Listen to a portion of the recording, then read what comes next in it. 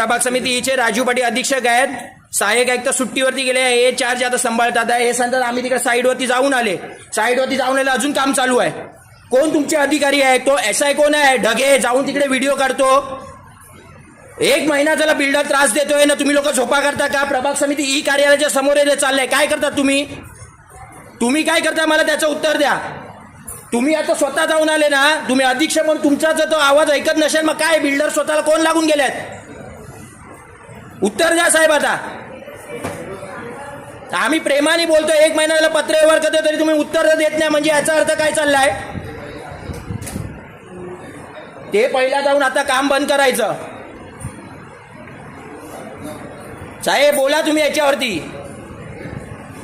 हे असे अधिकारी भरलेले आहेत, यांना सर्वांना पहिले यांना सस्पेंड केलं पाहिजे.